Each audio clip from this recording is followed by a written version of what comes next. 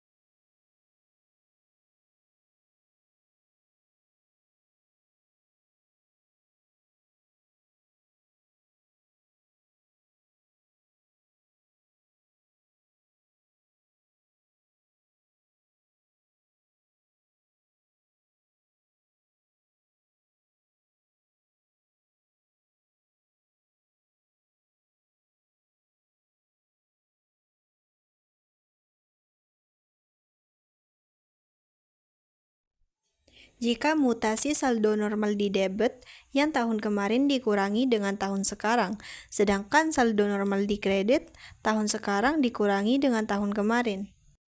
Contohnya, misal ada saldo normal di debit seperti piutang. Jikalau piutang tahun sekarang lebih kecil daripada tahun lalu, maka pengeluaran uang untuk piutang di tahun sekarang lebih banyak, sehingga hasilnya minus.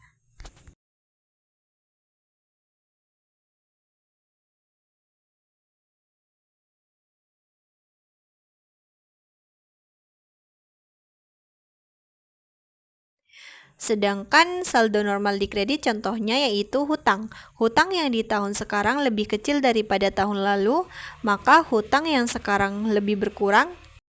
Tuliskan nama perusahaan dan tabel yang akan kita buat, beserta garis tabel.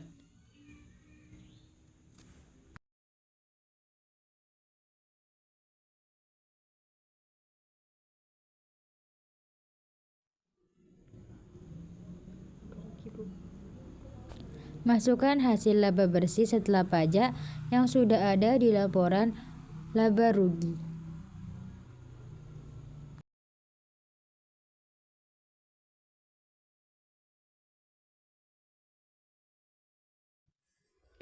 Habis itu, penyesuaian terhadap laba bersih yaitu ada beban kerugian piutang dan beban penyusutan aset tetap. Kerugian piutang angkanya lihat dari hasil mutasi dan cadangan kerugian piutang angkanya juga dilihat di mutasi.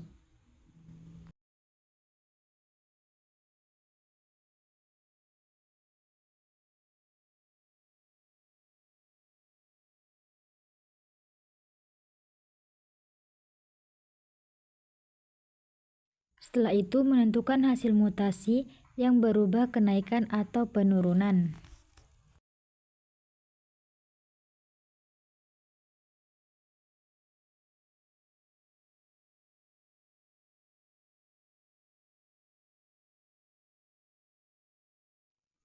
Habis itu dijumlahkan.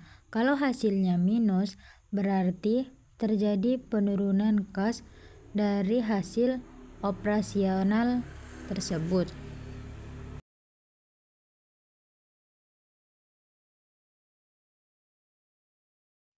Selanjutnya yaitu adalah invest.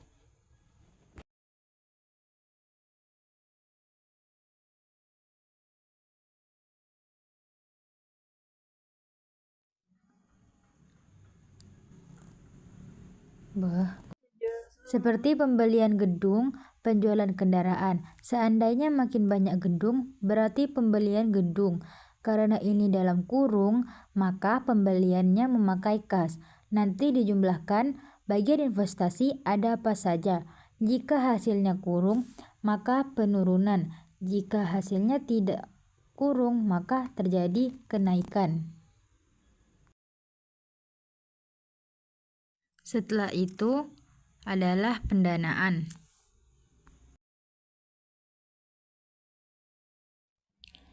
Ada hutang jangka panjang dan yang berkaitan dengan saham atau dividen. Lihatnya di laba ditahan.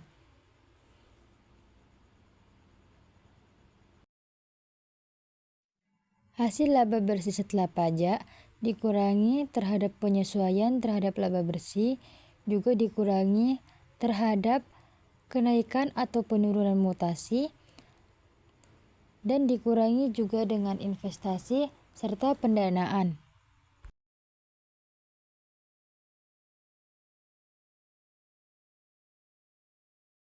Lalu, masukkan kas pada 2013 atau kas tahun lalu.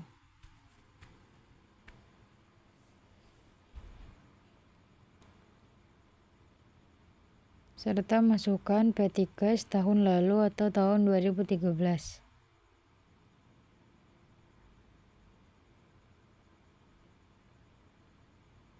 Jumlahkan hasil seluruhnya. Hasilnya tersebut harus balance dengan kas dan petty cash jika dijumlahkan pada tahun sekarang.